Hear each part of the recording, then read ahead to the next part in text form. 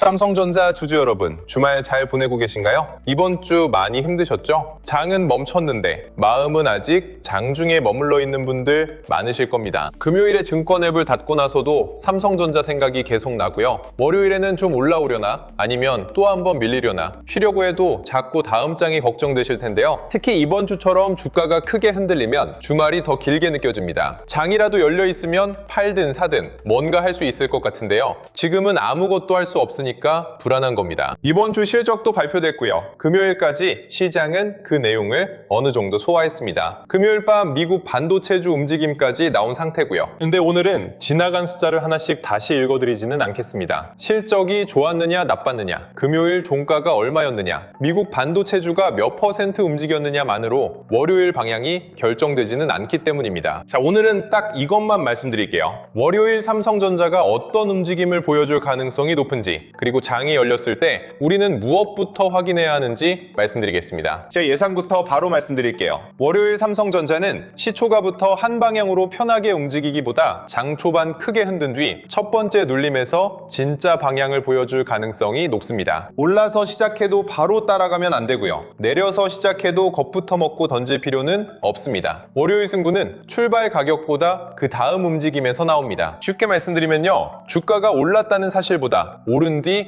어디에서 멈추는지가 중요하고요. 주가가 내려갔다는 사실보다 내려간 뒤 누가 그 물량을 받아내는지가 중요합니다. 주말 동안 투자자들은 같은 뉴스를 보고도 완전히 다른 결론을 내립니다. 이번 하락이 과했다고 생각한 사람은 월요일 아침부터 삼성전자를 사려고 할 거고요. 조금만 반등하면 빠져나가겠다고 마음먹은 사람은 시초가부터 매물을 내놓을 겁니다. 그래서 장이 열리면 이 두 자금이 바로 부딪힙니다. 싸다고 들어오는 돈과 올라오면 팔려는 돈이 정면으로 만나는 겁니다. 장 초반 변동성이 커질 수밖에 없어요. 제가 보는 가장 가능성 높은 그림은 이렇습니다. 월요일 초반에는 위든 아래든 한번 강하게 움직일 겁니다. 그 움직임을 보고 개인 투자자들이 따라붙는 순간 반대 방향으로 한 차례 흔들 가능성이 높습니다. 그러니까 처음 보이는 방향을 월요일 종가까지 이어질 흐름이라고 생각하시면 안 됩니다. 시초가는 주말 동안 쌓인 감정이 만드는 경우가 많고요. 그 다음부터 실제 자금의 판단이 나타납니다. 먼저 삼성전자가 올라서 시작하는 경우를 보겠습니다. 실적에서 시장이 기대할 만한 내용이 확인됐거나 금요일 밤 미국 반도체주가 강하게 마감하면 높은 가격에서 출발할 수 있습니다. 이때 가장 위험한 생각이 있습니다. 지난주에 못 샀으니까 지금이라도 들어가야겠다, 이 생각입니다. 높게 시작하는 날에는 새로운 매수세만 들어오는 게 아닙니다. 이번 주 하락을 견딘 투자자들도 주가가 올라오면 물량을 내놓습니다. 며칠 동안 마음고생한 사람들은 수익을 더 내는 것보다 손실을 줄이고 빠져나오는 걸 먼저 생각할 수 있어요. 그래서 좋은 뉴스가 있어도 장 초반에는 매물이 강하게 나올 수 있습니다. 주가가 밀리는 것 자체는 문제가 아닙니다. 높게 출발한 뒤 어느 정도 눌리는 건 자연스러운 움직임이에요. 중요한 건 그 매물을 받아내고 다시 올라올 수 있느냐입니다. 한번 밀렸는데도 금요일 종가 아래로 깊게 내려가지 않고요. 거래량이 줄어든 상태에서 다시 시초가를 회복한다면 의미가 있습니다. 위에서 나온 물량을 새로운 매수세가 받아냈다는 뜻이니까요. 그때부터는 단순한 아침 반등이 아니라 월요일 종가까지 이어질 가능성을 생각해 볼 수 있습니다. 반대로 높게 시작한 뒤 계속 밀리고요. 시초가를 다시 회복하지 못한 채 거래량까지 커진다면 좋은 흐름이 아닙니다. 주말 동안 생긴 기대를 이용해 기존 물량이 빠져나오고 있다는 뜻일 수 있습니다. 이런 날은 아침에 따라간 투자자가 바로 손실을 볼 수 있어요. 이번에는 삼성전자가 내려서 시작하는 경우입니다. 미국 반도체주가 약하게 끝났거나 시장 전체에 불안이 남아있다면 낮은 가격에서 출발할 수 있습니다. 그런데 낮게 시작했다고 무조건 나쁜 건 아닙니다. 시초가의 공포 매물이 한꺼번에 나온 뒤 그 물량을 기다리던 자금이 받아내면 오히려 저점이 빠르게 만들어질 수 있습니다. 장 초반에 잠깐 밀렸지만 바로 회복하고요. SK하이닉스까지 함께 낙폭을 줄인다면 분위기는 생각보다 빠르게 바뀔 수 있습니다. 반대로 가격이 내려갔는데도 반등이 나오지 않으면 조심해야 합니다. 싸졌는데도 사려는 사람이 나타나지 않는다는 뜻이니까요. 특히 거래량이 커지면서 금요일 저점까지 무너진다면 성급한 물타기는 멈추셔야 합니다. 많이 떨어졌다는 사실과 매도가 끝났다는 건 완전히 다른 이야기입니다. 자, 그러면 월요일에는 무엇부터 봐야 할까요? 복잡하게 생각하지 마세요. 장 초반에 만들어지는 첫 반등과 그 다음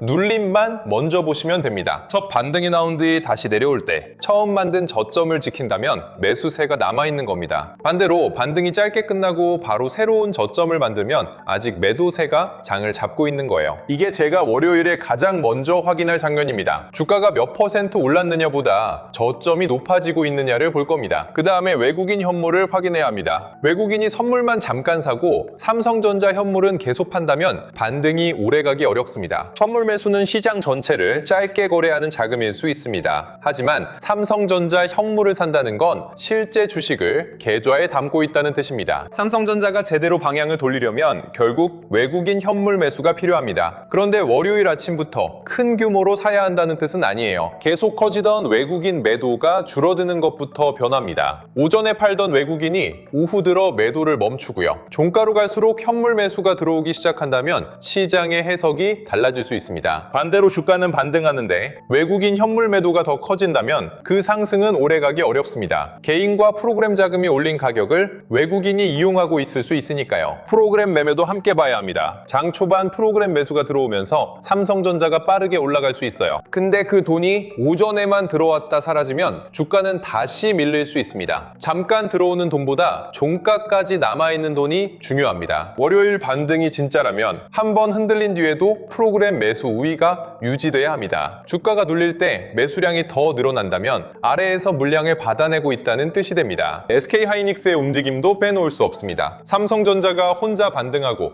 SK하이닉스가 계속 저점을 낮추면 반도체 전체가 돌아섰다고 보기 어렵습니다. 두 종목이 똑같은 폭으로 오를 필요는 없습니다. 다만 삼성전자와 SK하이닉스 모두 장 초반 저점을 높이는 모습은 나와야 합니다. 장비주와 기판주도 힌트를 줄 수 있습니다. 삼성전자처럼 시가총액이 큰 종목은 자금이 들어와도 반응이 조금 늦게 나타날 수 있어요. 반도체를 다시 사려는 돈이 들어오면 장비와 패키징, 기판주에서 움직임이 먼저 나타나는 경우가 있습니다. 삼성전자만 보고 있으면 이 변화를 뒤늦게 확인할 수 있습니다. 금요일 밤 미국 반도체주 흐름도 월요일 아침 분위기에 영향을 줄 겁니다. 다만 미국 반도체주가 올랐다고 삼성전자가 무조건 오르는 건 아니에요. 미국 시장이 좋았는데 삼성전자가 올라가지 못한다면 국내에서 빠져나오려는 물량이 그만큼 강하다는 뜻입니다. 오히려 이 장면은 더 조심해서 봐야 합니다. 반대로 미국 반도체주가 약했는데도 삼성전자가 저점을 지킨다면 의미가 있습니다. 나쁜 외부 환경을 견디고 있다는 뜻이니까요. 이런 상대적인 강도가 반전의 시작이 될 수 있습니다. 월요일 시간대별 움직임도 예상해 보겠습니다. 장 초반에는 주말 동안 쌓인 주문이 한꺼번에 나오면서 가장 크게 흔들릴 가능성이 높습니다. 처음 30분은 방향을 결정하는 시간이라기보다 감정과 주문이 정리되는 시간에 가깝습니다. 이때 나오는 급등과 급락을 그대로 믿으면 대응이 자꾸 꼬일 수 있습니다. 오전 중반부터는 첫 움직임이 진짜였는지 확인하는 과정이 나올 겁니다. 시초가에 들어왔던 자금이 계속 남는지, 급하게 팔던 물량이 어느 정도 소화됐는지가 보이기 시작합니다. 오후에는 외국인 현물과 프로그램 매매의 방향이 조금 더 분명해질 겁니다. 삼성전자가 오전 저점보다 높은 가격에서 버틴다면 종가로 갈수록 반등에 힘이 붙을 수 있습니다. 반대로 오후 들어 오전 저점을 다시 깨면 분위기가 달라집니다. 아침에 들어왔던 저가 매수까지 손실 구간으로 들어가면서 추가 매도가 나올 수 있어요. 그러니까 월요일 가장 좋은 그림은 시초가부터 강하게 급등하는 모습이 아닙니다. 한번 흔들렸는데도 저점이 높아지고요. 외국인 현물과 프로그램 매수가 뒤늦게 붙는 그림입니다. 겉으로는 화려하지 않을 수 있습니다. 그런데 이런 상승이 더 오래 갑니다. 팔려는 사람의 물량을 받아내면서 올라가는 과정이기 때문입니다. 가장 조심해야 할 그림은 반대입니다. 시초가에 강하게 올랐다가 계속 밀리고요. 외국인은 현물을 팔고 프로그램 매수까지 빠져나가는 경우입니다. 이런 날은 실적에서 좋은 내용이 확인됐더라도 종가로 갈수록 약해질 수 있습니다. 좋은 이야기를 이용해 기존 물량이 빠져나오고 있다는 뜻일 수 있어요. 자, 여기까지 들으면 이런 생각이 드실 겁니다. 그래서 나는 월요일에 뭘 해야 하는데, 내려오면 사야 하는지, 반등하면 팔아야 하는지 궁금하실 텐데요. 현금이 충분한 분들은 시초가에 서두르지 마세요. 첫 움직임을 놓쳐도 괜찮습니다. 월요일 하루만 기회가 있는 게 아니잖아요. 상승 출발이라면 첫 눌림을 확인하고요. 하락 출발이라면 장 초반 저점을 회복하는지 보시면 됩니다. 그 장면이 나온 뒤 나눠 접근해도 늦지 않습니다. 조금 싸게 사는 것보다 틀린 방향에서 큰 비중을 넣지 않는 게 더 중요합니다. 이미 삼성전자 비중이 큰 분들은 추가 매수보다 현금 상태를 먼저 확인해야 합니다. 반등이 나왔다는 이유로 무조건 더 사면 계좌가 한 종목에 묶일 수 있습니다. 월요일 반등이 나왔는데도 이전에 막혔던 가격을 넘지 못한다면 그 움직임을 비중 조절에 활용할 수도 있습니다. 전부 팔라는 이야기가 아니에요. 다음 변동에도 움직일 수 있는 현금을 남겨두자는 겁니다. 계좌에 현금이 있어야 주가가 내려와도 공포가 아니라 기회로 볼 수 있습니다. 신용이나 레버리지를 사용한 분들은 더 빠르게 판단해야 합니다. 첫 반등이 무너지고 새로운 저점이 만들어지는데 거래량까지 커진다면 추가 매수를 멈추셔야 합니다. 삼성전자가 결국 회복할 거라는 전망과 내 계좌가 그때까지 버틸 수 있느냐는 다른 문제입니다. 계좌가 살아있어야 다음 기회도 잡을 수 있습니다. 장기 투자자분들은 월요일 움직임 하나로 삼성전자의 미래를 결정할 필요는 없습니다. 그렇다고 장기 투자라는 말로 아무 기준 없이 버텨서도 안 됩니다. 실적에서 확인된 반도체 이익이 이어질 수 있는지, HBM4와 HBM4E가 실제 매출로 연결되는지, 파운드리와 첨단 패키징에서 새로운 고객이 붙는지를 봐야 합니다. 삼성전자가 브로드컴과 추진하는 협력이 단순한 발표로 끝나는지, 메모리와 파운드리, 패키징 주문으로 이어지는지도 확인해야 하고요. 이 내용이 살아있다면 주가가 흔들려도 기다릴 근거가 있습니다. 그런데 기업의 변화는 확인하지 않고 본전만 기다린다면 그건 투자 기준이라고 보기 어렵습니다. 주말에는 자꾸 지나간 장면이 떠오릅니다. 그때 팔걸, 조금만 더 기다렸다 살걸, 반등했을 때 비중을 줄일걸. 근데 이미 지나간 가격을 붙잡고 있어도 월요일 계좌는 달라지지 않습니다. 지금 할 수 있는 건 후회가 아니라 준비입니다. 월요일 주가를 완벽하게 맞출 필요도 없습니다. 상승 출발하면 어떤 장면을 기다릴지, 하락 출발하면 어디까지 확인할지 정해두면 됩니다. 상승 뒤 첫 눌림을 지키면 관심을 높이고요. 하락 뒤 장 초반 저점을 회복하면 성급한 매도를 멈춥니다. 반등이 무너지고 새로운 저점이 나오면 현금과 비중부터 지키는 겁니다. 이렇게 기준을 정해두면 장이 흔들려도 마음이 덜 급해집니다. 가격을 보며 그때그때 결정을 바꾸는 게 아니라 준비해둔 순서대로 움직일 수 있으니까요. 근데 장이 시작되면 이걸 혼자 확인하기가 쉽지 않습니다. 외국인이 현물을 사기 시작했는지 찾아보는 사이 주가가 움직이고요. 프로그램 매수가 들어왔다고 생각했는데 몇 분 뒤 바로 빠져나갈 수도 있습니다. 삼성전자를 보는 동안 장비주와 기판주에서 먼저 변화가 시작될 수도 있고요. 내 종목이 크게 움직이면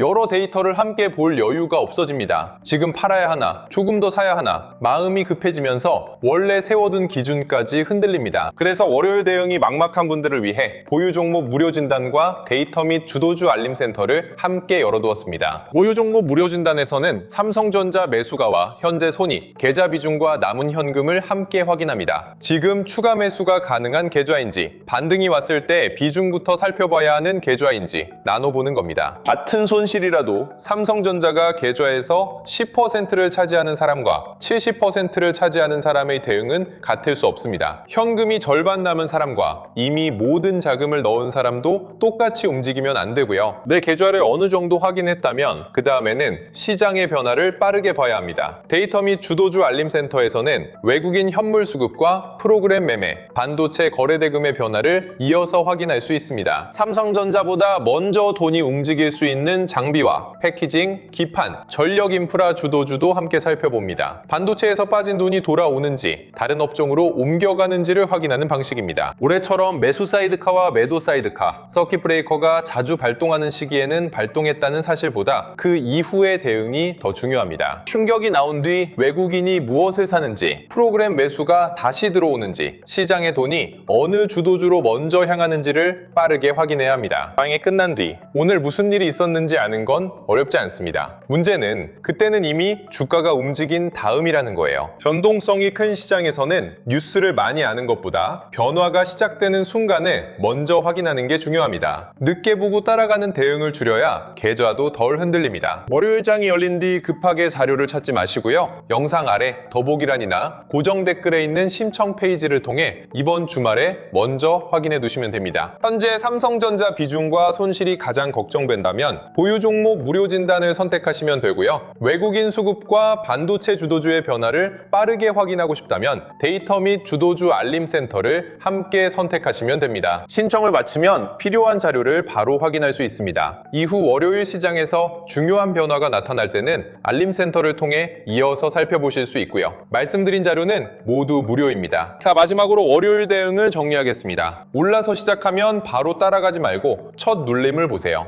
내려서 시작하면 겁부터 먹지 말고 장 초반 저점을 회복하는지 확인하세요. 한번 흔들린 뒤 저점이 높아지고요. 외국인 현물과 프로그램 매수가 들어오고요. SK 하이닉스까지 함께 버틴다면 월요일 반등은 이어질 가능성이 높습니다. 반대로 첫 반등이 무너지고 반도체 대형주가 함께 새로운 저점을 만들면 현금과 비중부터 지켜야 합니다. 그때는 많이 떨어졌다는 이유만으로 계속 사면 안 됩니다. 주말인데도 계좌 생각이 머릿속에서 떠나지 않는 건 여러분이 약해서가 아닙니다. 무엇을 해야 할지 아직 정해지지 않았기 때문에 불안한 겁니다. 월요일 주가를 완벽하게 맞추려고 하지 마세요. 올랐을 때 무엇을 할지, 내려갔을 때 어디에서 멈출지 이번 주말에 그 기준만 정해두셔도 됩니다. 시장은 월요일 아침 다시 움직입니다. 하지만 우리는 그때부터 고민할 필요가 없습니다. 오늘 미리 준비해두고요. 월요일에는 확인한 뒤 대응하면 됩니다.